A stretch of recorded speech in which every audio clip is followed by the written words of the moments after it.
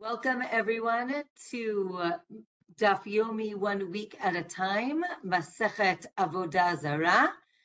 This is our fourth class, and today we are going to be reviewing Daf 22 through 28.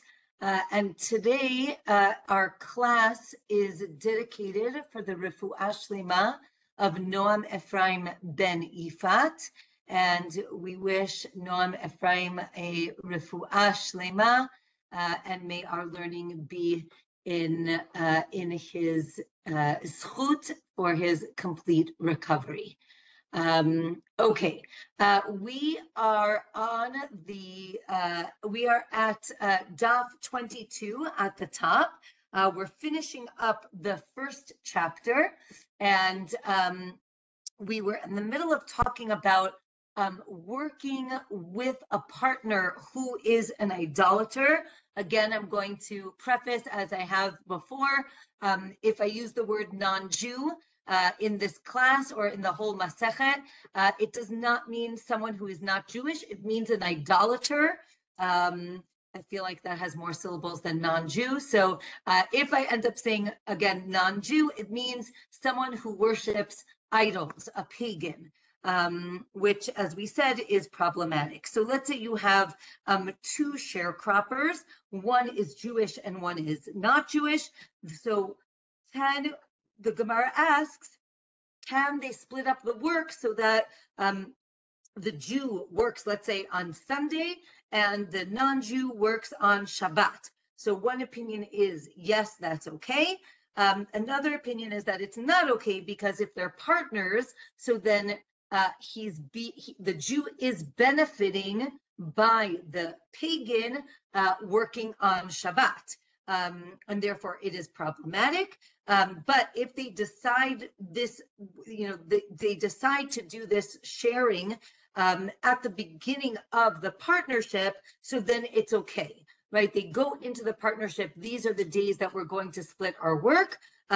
If not, they can't, after a while, then decide that this is going to be their partnership. Another opinion is that this machloket was actually in a case where they planted a new tree, right? And as we know, the concept of orla, you're not allowed to eat the fruit in the first 3 years. And then on the 4th year, it's a special year, and then you can eat the fruit. So again, can you have the idolater eating the first 3 years and then the Jew eats afterwards? Again, if that was the beginning of their relationship and that was their agreement or understanding, then that's fine. If not, then it is problematic. Okay, with that, we finish the first chapter. And now we are going to begin the second chapter of Masechet Avodah Zarah. So the Mishnah tells us that you are not allowed to put your animal into the stable or the pen of a non-Jew, either with his animals or without his animals, because the Gemara says we suspect the idolater of bestiality. And as we mentioned in the beginning of this Masechet, these prohibitions are also for non-Jews, meaning, as we know, there are the 7 mitzvot b'nei Noach, the 7 Noachide laws. One of them is bestiality, and therefore you cannot keep your animals with this idolater, neither male nor female animals. A Jewish woman should not be alone with a non-Jew. We are concerned that he will rape her. A man cannot be alone with an idolater because we're afraid he's going to kill him. Now, again, I think it's just, I guess I'll keep repeating this. This is not against, your friendly neighborhood non-Jew. We're dealing with a time where, right, Chazal, in the time of the Mishnah and the Gemara, it was dangerous to interact with with these idolaters. They are promiscuous. They are not, at least from the Gemara, right, seem that murder is not a big deal for them. Rape is not a big deal for them. So again, we have to put things into context. But I do want to mention the concept of yichud, and we are going to mention this in a little bit in today's class. There is a prohibition, in take aside non-Jew, for a Jewish man and a Jewish woman to be alone in a room if they do, right, if they're not married. The issue is we are concerned for inappropriate behavior. Now, we can look at this in two ways. One is we want to make sure that they, that maybe it's like a boyfriend and a girlfriend, and we want to prevent them from, doing things that they should not be doing. Another side of the prohibition is also protection, right? We want to protect generally the woman, but also the man. And therefore, in general, we have the concept of not secluding oneself with someone from the opposite sex. And we see here, that also includes with non-Jews. So I just want to put that out there, that it's also for Jews as well. Okay, so now the Gemara explains that, let's go back first of all to the animals. You can buy, if you remember in the first parak, we spoke about buying an animal for a sacrifice from a non-Jew. So the Gemara asks, wait a minute, if we're concerned for bestiality, and that would be problematic to sacrifice an animal that had this done to it, how can we buy an animal for a sacrifice from an idolater? The Gemara says you can, because we don't suspect that they are going to use these animals for bestiality or for idolatry, because they're very careful to not sleep with their own animals. The Gemara says that if they sleep with their animals, it sterilizes them, and therefore they are not going to do that to their own animals, but they would not have any issue doing it to someone else's animals. Okay. You can buy a male animal from a female non-Jew, but you cannot leave a Jewish animal with this female idolatrous, because again, we are concerned that she's going to sleep with the other person's animals. And from here, there are other laws, like a widow should not raise dogs or host yeshiva students in her house alone. Again, we are concerned actually for them, and they will, right, maybe they'll be quiet and they're not going to say anything if she seduces them, and therefore that is not allowed. You cannot put female animals with a female idolater, because male idolaters will come and visit her and then sleep with those animals. The Gemara talks about the idolaters having a great desire to sleep with animals. Interestingly, the Gemara talks about the idea that these illicit relations, the desire for them came from the snake in the Garden of Eden, that the snake kind of did something to Eve and put this, maybe we'll call it some sort of poison in her, that all her children, descendants will have these desires for illicit relations.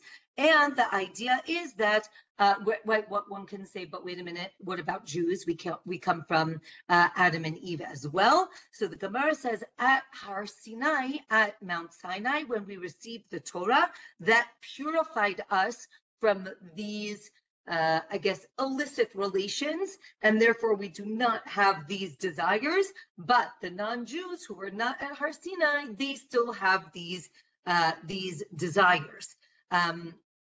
The Gemara continues that they also not only sleep with domesticated animals, but also birds, and we should be concerned for these as well. Okay, Daf 23 talks about, again, I think like a difficult concept of, or topic, I should say, that if a woman is taken by an idolater, right, like taken hostage, now the question is why she's taken. If she's taken because she owes him money, then we assume he is not going to rape her because he wants to make sure that that she's going to pay him the money, and therefore, when she comes out of this situation, she can be with her husband. But if she was taken because they wanted to kill her, then we actually suspect that not only would they try to kill her, but they would also violate her as well. And then if she is married to a Kohen, she is not allowed to be with her husband afterwards. This is a very difficult law because in general, we say that if it is something that is against her will, she can go back to her husband. It's obviously not her fault. However, there is a stringency when we come to Kohanim, to priests, that if there is if their wives are violated, they cannot be with their wives afterwards. It is interesting nowadays if this law still is still, I'm not sure practically how this applies nowadays, but definitely that is the ruling in the Gemara. Okay, since we're talking about animals and idolaters, so now the Gemara talks about the para aduma. The para aduma, right, is the red heifer. We spoke about in previous masechtot that the red heifer, the para aduma, needs to be purely red, and it cannot be worked. It cannot have done any work, and therefore there's a question if it can be bought from a non-Jew, because again, are we saying that they are suspected of bestiality, and therefore can we buy a para aduma from a non-Jew? Or maybe the issue is that we suspect that maybe it carried a load, maybe it didn't plow anything, but maybe he put his coat on the cow or something like that, and we say, no, actually, we do not suspect that this is the case because the non-Jews know how expensive these para adumas go for, right? How much money they could make, and therefore they would be very careful to not work it. However, with bestiality, we suspect that maybe their desires got the better of them, and maybe we should be concerned. Or no, another issue is maybe, and the Gemara brings up a verse that seems to imply that you can only buy a para aduma from a Jew. And another opinion is no, that's speaking about any animal for sacrifice, maybe not necessarily only for para aduma. Now, if you know that there was bestiality, obviously that animal is invalid for para aduma. But and then the Gemara asks, like, how was this animal born? Right? Maybe it was born C-section. So the Gemara actually has a machloket. If the baby was born C-section, is it still a valid para aduma? And maybe the Gemara says, oh, well, maybe we watch it, and then maybe the machloket is about the mother who gave birth to the C-section child, right? Maybe it's about her, and that was that. Okay, so the Gemara says, again, there's a verse that says, Vaikhu, you have to take the para aduma. This proves that it has to come from a Jew. It cannot come from a non-Jew. Then, if you recall, because we have learned this before, the Gemara says, but wait a minute, we have a story about a para aduma that was bought from a non-Jew, right? This is the very famous story of Dama ben Netina. We learn this in the topic of honoring your parents, right? The very special story about the rabbis who wanted to buy a precious stone for the breastplate, for the choshen, for the Kohen Gadol from this non-Jew, from Dama ben Netina, and he wanted to sell it, but the key to the chest or the safe was under his father's pillow, and he didn't want to wake up his father. And therefore, and they say, we'll pay you $1,000, we'll pay you $10,000. And he's like, no, I'm not waking up my father, right? And this shows that you can buy things from the temple for the temple from a non-Jew. The Gemara says, well, on Daf 24, maybe this is just a precious stone, and that's an exception because we're not talking about an animal. But if you remember the end of the story, right, so they don't get the precious stone from him, and he loses out a lot of money. So the Gemara says that the next year, as a reward for his honoring his father, a para aduma was born to them, and he knew, right, the rabbis came to him to get the para aduma, and they basically said, we'll pay you anything. And he said, no, just pay me, whatever you were going to pay me for that stone. So, right, again, he's an incredible role model, but this shows that you can buy a para aduma from a non-Jew. So the Gemara says, no, they actually bought it through a Jewish merchant, like a intermediary, and therefore it was okay. Or the Jews watched it from when it was born, and therefore it was okay. So the Gemara says, wait a minute, how did they know? Right, so maybe you also have to make sure that the mother wasn't violated in any way when she was pregnant or any time. But the Gemara is like, wait a minute, how would you know that this is the cow that's going to give birth to a para aduma? So they said, oh, well, what would they do? They would pass a red cup in front of the cow as it's mating, and then it would make a para aduma. The Gemara says, well, if you do that, if that would work, how come we don't have a million para adumas? And they say, well, it makes the para aduma, but you never know if it's going to grow those two white or black hairs, and that's why it is very expensive. Okay. The Gemara talks about, as we said, buying animals for sacrifices from non-Jews, and it brings up the case of Yitro, right? Yitro gave animals for sacrifices, so that seems to show that we accept animals from non-Jews. The Gemara says, well, maybe not, because maybe that was before Matan Torah, right? Before we received the Torah, or maybe it was afterwards, and he actually bought those animals from a Jew, and that's why you could use them. Another case in the time of Shmuel, they took animals from Amalek. If you remember, they fought with Amalek, which is the nation that we're told to destroy. And instead of, they were supposed to kill everything and everyone and everything. And they actually saved the choice animals from Amalek.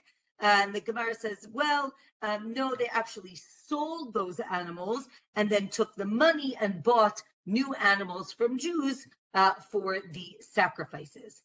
Another case of David, when he actually counts the nation and he gets punished for counting the nation and people start dying. And then he was told to take animals from a Ravna, right, from this person who lived in Jerusalem, who is not Jewish, for sacrifices.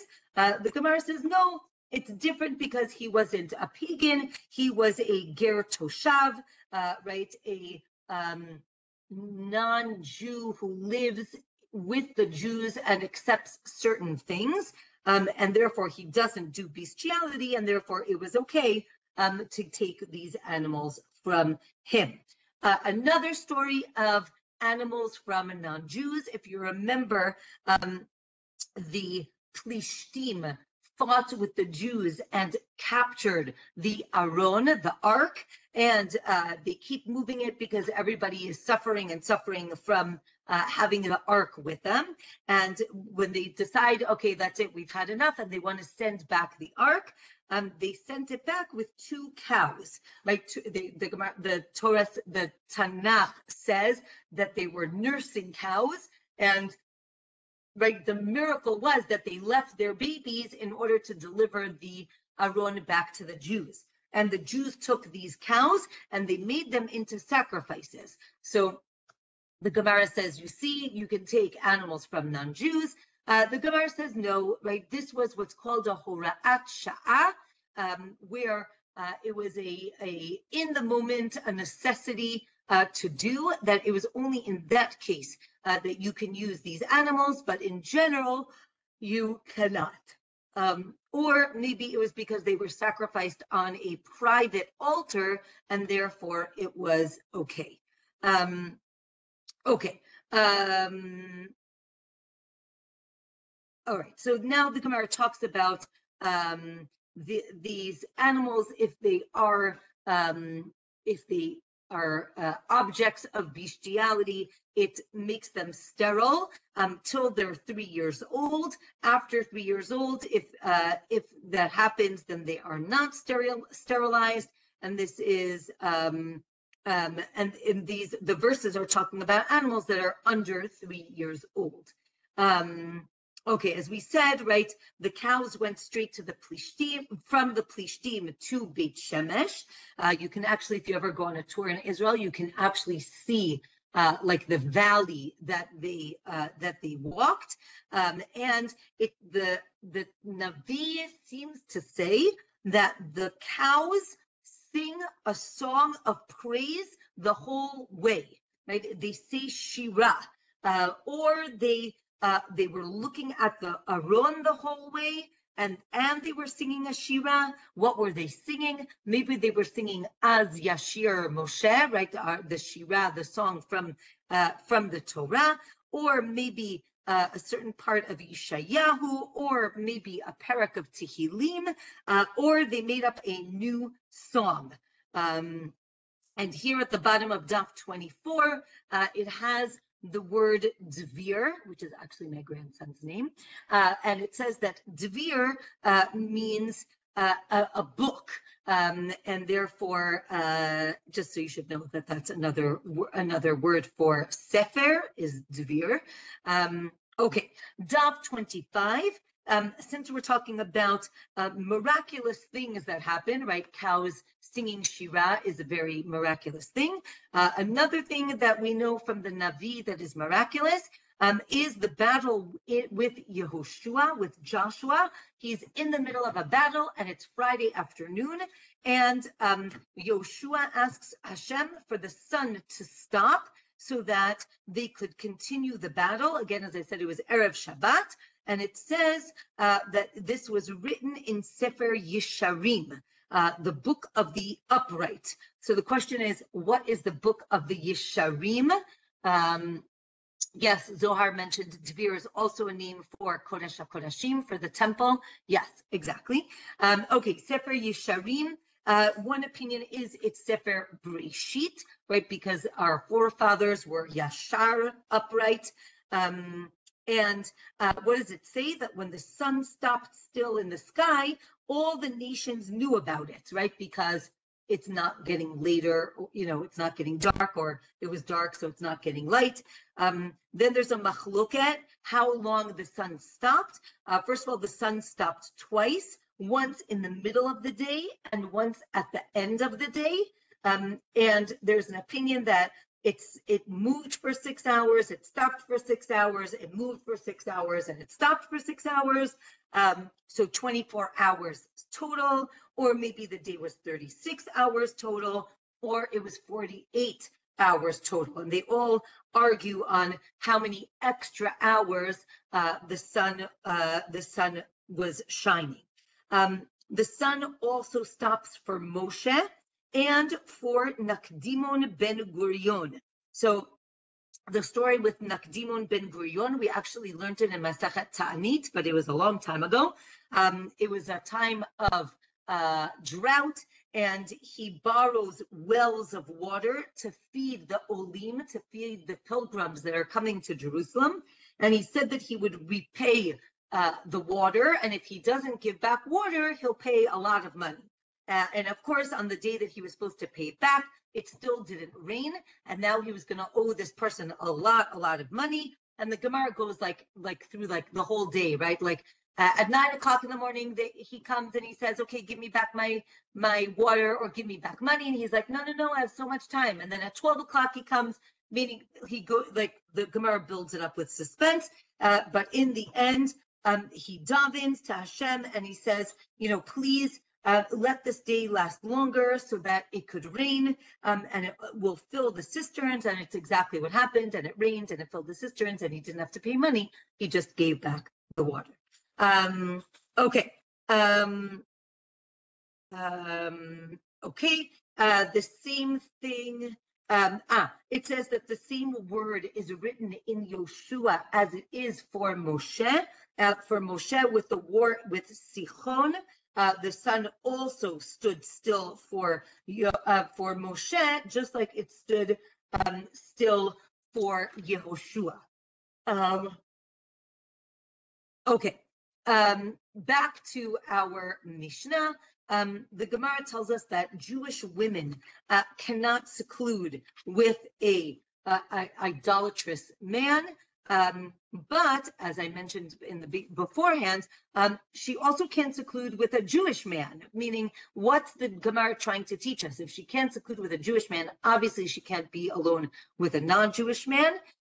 So the Gemara says that, it depends, right? Are we talking about people who are promiscuous or not? And the Gemara says that the difference is that for the non-Jew, even if his wife is with him, she still cannot be alone with him. Whereas for a Jew, if his wife is with him, the assumption is the wife is going to stop the husband from doing anything inappropriate. The assumption is for the non-Jew that is not necessarily the case. Now, let's say she is an important woman. Therefore, they would not be afraid that he's going to try and kill her, because again, if she's important, he's not going to want to kill her. Or in general, we're not afraid he's going to kill her because really his desire is to sleep with her and not to kill her. However, with men, right? So again, the man shouldn't seclude with a non-Jewish man. We're afraid he's going to kill him. And then the Gemara talks about if, let's say, you're traveling on the road, a Jewish man with a non-Jewish man, so you should keep him on your right side so that if he starts any problems, you can fight him off with your right hand, because I guess most people are righties, not in my house, but most people in general are righties. If you have a sword, you should keep him on the left side, right, so that you can, take out your sword and then kill him from the other side. And if let's say you're going up or down, the Jew should always be on the, above. You should never give him, right, the power over you from below. Also, I thought this is fascinating, right? You shouldn't tell him exactly where you're going. This is something that children, at least in my neighborhood, learn when they are hitchhiking. Don't yell at me, but we do it from within our community to another community. But the idea is that you really, you tell the kids or even adults, right? If they say, "Where are you going?" You say, "Oh, I'm just going to," you give a general location. You shouldn't give a specific location. And it's actually in the Gemara, right? So you should give something, right? Say that you're going further than you really are. And then when you get to where you want to go, you kind of like cut out early and surprise them. The Gemara says this actually we learn it from Yaakov and Esav, right? Yaakov tells Esav he's actually going further, and then he leaves early. As students of Rabbi Akiva met these Jewish armed robbers, right? Did you know that there were Jewish armed robbers? But, I guess armed robbers come in all shapes and sizes. And they told them that they were the students of Rabbi Akiva. And then the robbers said, wow, you're so fortunate that you're the students of Rabbi Akiva because even evil people can't touch you. But then there's another story on Daf 26 of robbers in Bavel, that when they met students of rabbis, they actually cursed him. So the Gemara says it shows you that robbers of Israel are, might be more dangerous, but they're better people because they gave a bracha to the people they were trying to rob, as opposed to in Bavel, they actually cursed them. So interesting, right? There are all types of robbers. Okay, the next Mishnah on Daf 26, the Mishnah tells us that a Jewish woman who is a midwife shouldn't help an idolatrous woman giving birth because you're actually bringing more idolaters into the world. A non-Jewish midwife can help a Jewish woman give birth. We're going to talk about that in a minute. A Jewish woman shouldn't nurse a non-Jewish baby. Again, you're helping the non-Jews, but a non-Jewish woman can nurse a Jewish baby if she's doing it in the Jewish home. So now the Gemara discusses what's with this midwife, right? So the non-Jewish midwife shouldn't help a Jewish woman because we're nervous that maybe she's going to kill the baby. Or maybe if there are other people in the room, it's okay because she wouldn't do anything. But if you're alone, then it's not okay, or it's never okay because, as we know, anything can go wrong, and therefore, maybe she'll put her hand into the woman and do something, and you wouldn't see it, and therefore, you should not have this midwife. Again, I'm talking about evil idolaters, who just want to kill Jewish babies. I'm not talking about your really nice midwife or nurse who works in your random hospital wherever you are. So just making sure that I'm being clear. Okay, nursing, again, we don't want to raise more evil children, but the non-Jewish woman can nurse a Jewish baby. Maybe they can't because, again, we're concerned she's going to kill the Jewish baby. Or again, if there are other people there, it's okay. Or no, because she could just put poison on her and you wouldn't even see it, and she might kill the baby without you even knowing it. The Gemara actually tells us that Jewish women who are midwives can get paid to deliver a non-Jewish baby because of, now the term in the Gemara is ava. Ava is in Hebrew, means animosity, right? And that is something that we're going to talk a lot about in this Masechet. Again, on one side of the coin is we want to distance ourselves from these Jew-hating pagans. On the other hand, we do not want to cause more hatred, right? More anti-Semitism. So that is when the Gemara says animosity, ava, we have to be very careful and sensitive and read the situation, right? So if saying no is going to make people very upset, then we have to rethink what our response is going to be, right? And therefore the Gemara says that if you're getting paid, it's really hard to get out of that agreement, right? I'll give you $100. You're like, oh, what excuse can I come up with that will justify me not taking this job, right? So again, the Gemara says, if you can get out of it, great. Oh, I'm not available. I have something else happening tomorrow. I can't come. I have another emergency. If you can get out of it, great. If you cannot, so then you can be paid in order to do these things. From there, the Gemara goes into a discussion about saving the life of these pagans. Again, evil Jew-hating pagans. The Gemara discusses different levels, right?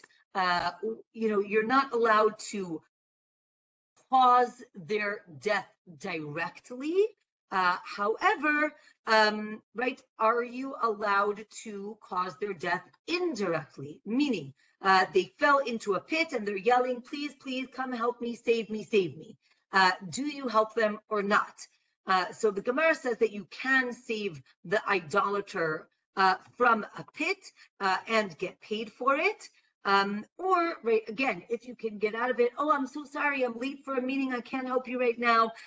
If you can get out of it without them hating you even more, so then that is better. Right, you cannot actively put their lives in danger. Right, so you can't push them in front of a moving train, but you do not necessarily need to save them. However, informers or heretics, these are people who literally put Jews' lives in danger actively. Those people, you can actively push them into a pit, right, or cause them to die. Again, you cannot like stab them, shoot them, but you can push them into a pit and, oops, so sorry, and then they die, a few days later. Okay, I'm not saying that you should do any of these things. I'm just explaining the Gemara. And the Gemara talks about a mumar versus a min, which is a heretic and someone who doesn't keep mitzvot. So the question is like, is it someone who doesn't keep commandments because they're angry at God, but maybe that's what a heretic is, or maybe this is right someone who is Jewish but he worships idols, right? And that is something that is very terrible. Another thing is you can take away, right? You can prevent them from coming up, right? Take away the ladder, or right, put a cover on the pit or something like that. Okay. The Gemara now talks about converting an idolater, and you can do that if they accept Judaism, and you can give them a brit milah, a circumcision, but you're not allowed to give a brit milah for medical reasons to a non-Jew. A non-Jew cannot give Jews a brit milah. We're afraid that he's going to kill him. Or again, the same thing, if other people are around, maybe it's okay. Or no, it's not okay, because even if not everyone is around, he can like say he slipped and actually sterilize the person. So therefore it is, we should not have a non-Jew do a brit milah. But then the Gemara has another braita that says that if you don't have a Jew to give a brit milah, you have an idolater and a kuti. If you remember, again, the kutim are a nation that live in Israel, and they convert, but really out of fear. So there's always a machloket in the Gemara. Are they seen as non-Jews? Are they seen as Jews? So here is one of those machlokot, right? So it says that you should have the non-Jew give you a brit milah and not the kuti, because the kuti would actually do a brit milah for idolatry, and therefore we do not want that, whereas the non-Jew would not do that. Or maybe the opposite. Better to use the kuti who converted as opposed to the non-Jew who did not convert. Or maybe, right, biblically, deoraita, a non-Jew cannot give a brit milah. And that's actually a machloka we're going to see now in the next daf in 27. An expert doctor who is an idolater can give a brit milah because he's an expert and very public figure. He's going to be very careful to not kill his patients or not sterilize them, and therefore you can use him as the moel, as the person who is going to circumcise. We said the kuti cannot do a brit milah because he does a brit milah on a har grizim, meaning not for Judaism's sake. Now the Gemara says, wait a minute, right? When we learned about Korban Pesach, it says, lehashem himol, that for Korban Pesach, you need to give a brit milah for God. What does that mean for God? It means that a non-Jew cannot give a brit milah. You have to have proper intention when you give a brit milah. Or maybe it is okay. There's a verse to prove that only a Jew can give a brit milah.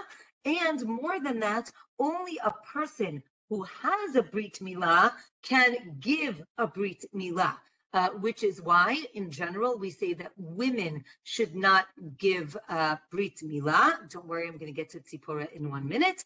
Right? The Gemara says, right here, the Gemara on 27, there's a machloket if a woman can give a brit milah. Again, we said that the verse implies that if you don't have a brit, you cannot give a brit, right? So she does not have a bris, and therefore she cannot give it, or she's part of the brit, right? What we would call, right, the covenant.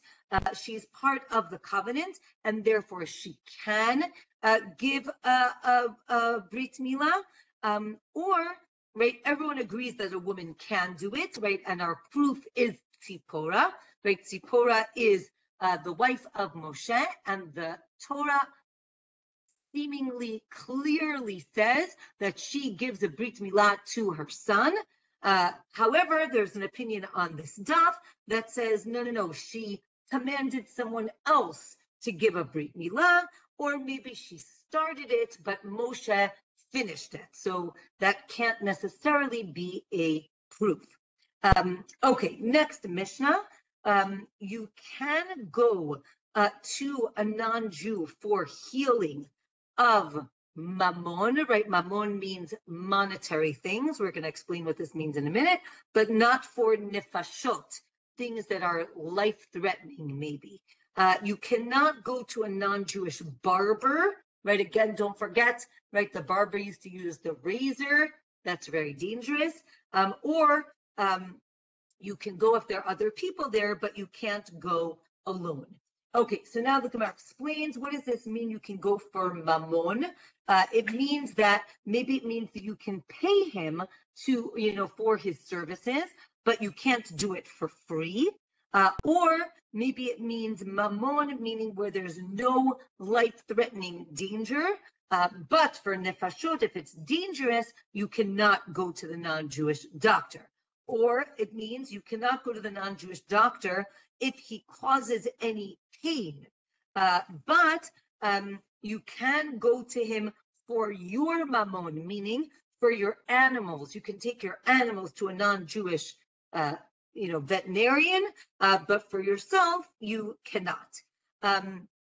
If a non-Jew tells him to take a certain medicine, you can listen to him because, again, he wants to keep his reputation, and therefore you can listen. You don't have to be concerned that maybe he's trying to trick you.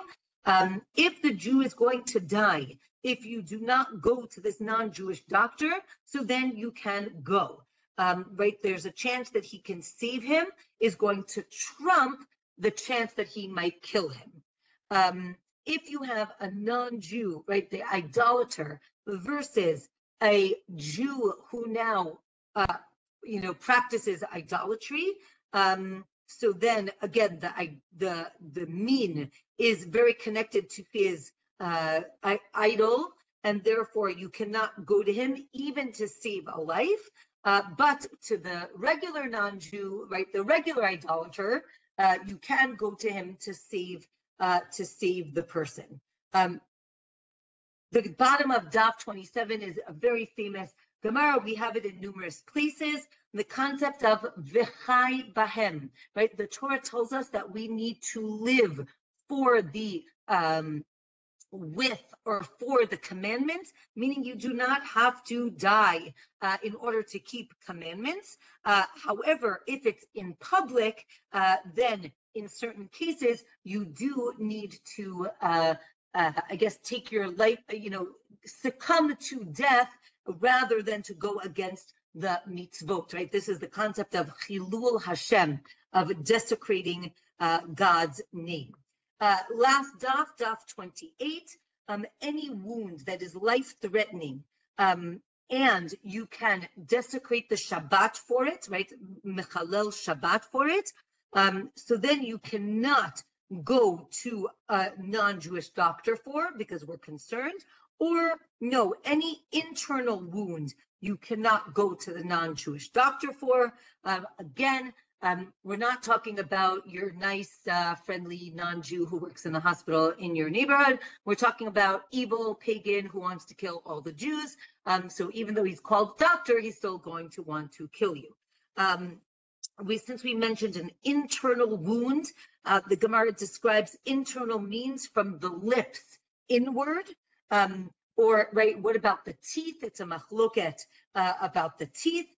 If they are internal or external, and if you can go to the non-Jewish doctor or not. There's I find it a challenging story, right? Rabbi Yochanan went to this non-Jewish woman to heal his tooth pain, and he went a few times and it was getting better, and then it was Erev Shabbat, and he's like, look, I can't come to you tomorrow. Can you just tell me what to do? And she's like, no, it's a secret recipe. And he's like, no. And he says, I swear, right? I swear to the God of Israel, I won't reveal the recipe.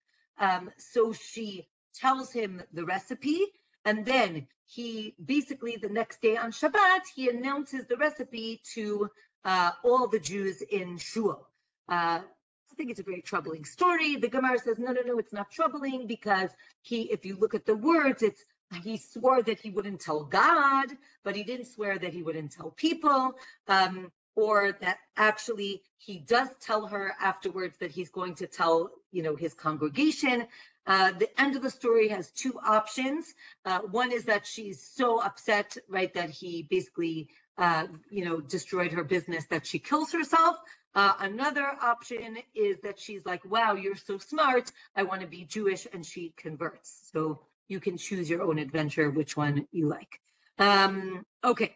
But then the Gemara asks, wait a minute, how did Rabbi Yochanan go to this woman who's not Jewish for a toothache? So they say, well, because Rabbi Yochanan was so important, so he doesn't have to be afraid that she's going to kill him, because she's going to want to save her reputation, so she will not kill him, or she's an expert and therefore it was okay.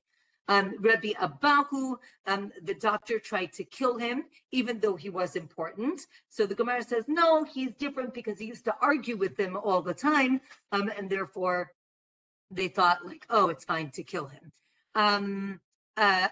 The Gemara quotes a pasuk from the story of Shimshon, of Samson, which is Tamut nafshi im plishtim. Right, the verse is when Shimshon basically sacrifices himself. Right, he says, "I'm happy to take myself down I'm happy to sacrifice myself if in that act I take down, right, all the bad guys." So the Gemara has this as, right, some of these idolaters are so evil that they don't care if they're going to ruin their own reputation. At least they get to kill another Jew. From here, the Gemara talks about a lot of different remedies for different ailments. If you are interested, it's on Daf 28. It leads into Daf 29. I'm not going to go through the details because, again, these are remedies from, even before the Middle Ages. If you have a boil, if you have a pain in your ear, you should eat kidneys. That helps with ears, and you can fix your ear if it becomes dislocated on Shabbat. You can put a certain salve on your eye on Shabbat, but you can't grind it or carry it on Shabbat. Then there's like this list of all these ailments that are life-threatening. And then the Gemara gives you some great remedies, right? Radishes are good for a fever, and beets are good for the chills, and vinegar is good after bloodletting. I do not know. If you want to try some of these things, feel free to let me know how it goes. Okay, and with that, we finish for today. And I see we have a few more minutes, so if anybody has any questions, I'm happy to answer them. And again, as we said, this shiur was dedicated for the refuah shlema, the speedy recovery of Noam Ephraim ben Ifat. Yes, any questions, comments? Well, if I could raise my hand, I would be. Yeah. Okay. If you have answered this, I apologize, but I have always wondered the 3 years that you cannot eat the fruit. I know it only applies to ha'aretz, but is it from the day that it germinates? You can see that. Or is it just from the day you plant it? It's a great question. Generally, we say it's from the day that you plant it. Let's say, I guess I would use the word permanently.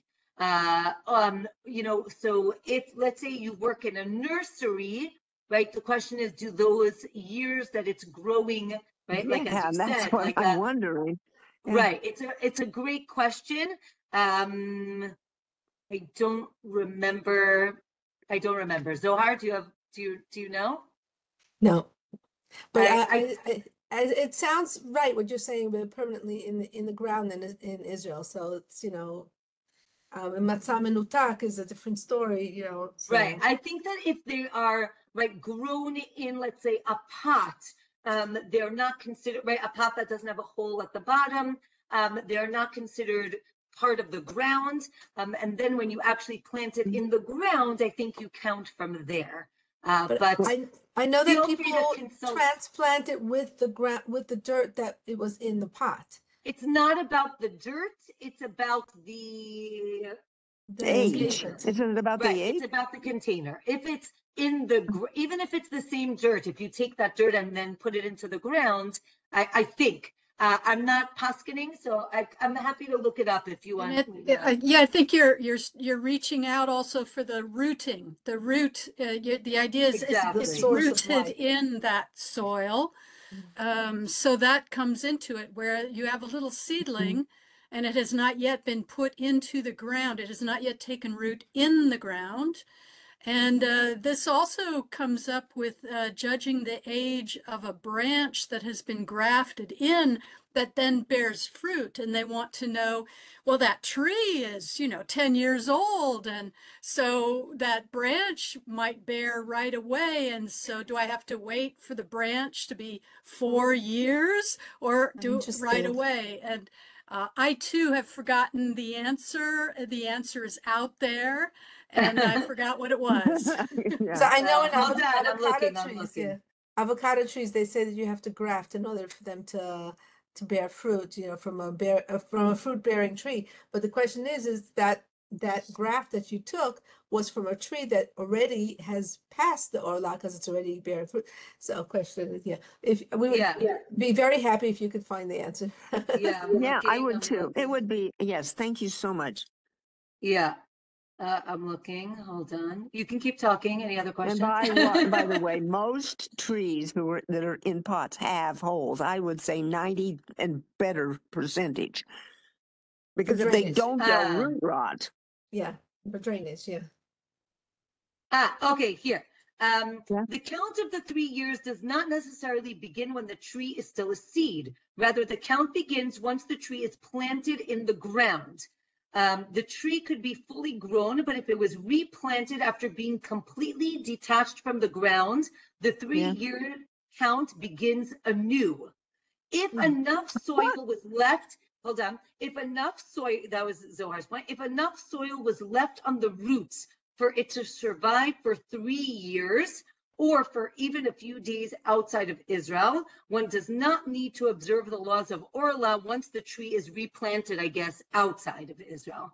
And that's why they take the dirt with it when they replant it. Right. If a tree was planted for its wood or as a barrier, the law of Orla does not apply. Because it's not for the fruit. Exactly. I mean, you have to plant it for its fruit. Okay. Let's see. The laws of Orla. So that's where I'm going to start because, believe it or not, it was rather convoluted. And every time you said something, I said, yeah, I thought to myself, yes, but. And so Okay, but thank you for trying. Thank you. Okay, you're welcome. You're welcome. Yes. Any other comments, questions? Just to put, I'll tell you a little joke. Just to put the two things we discussed today. So I mentioned Orla and Brit Milah. So there's like a joke that sometimes they, on bottles of wine in Israel, right? It says it's, we attest that this wine is kosher and it wasn't, there's no Shemitah wine and there's no Orla. But sometimes when they translate it, right, Orla is also the word for foreskin.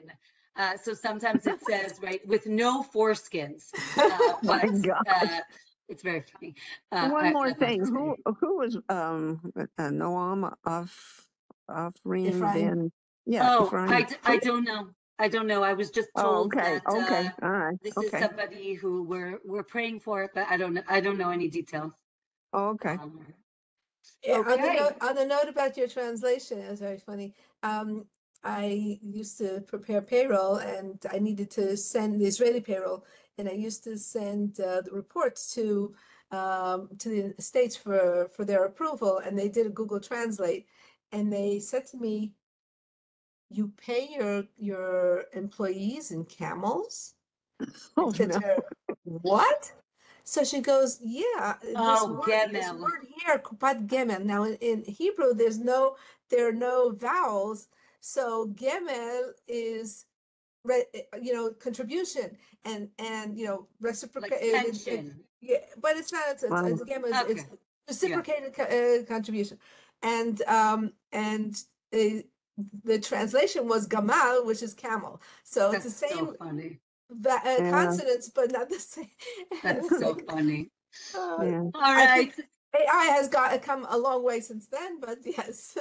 Yes. All right. Wishing everyone a Shavua Tov and a Shabbat Shalom. And Bezrat Hashem, we will see each other next week. Yes, Bye-bye. Thank you. Have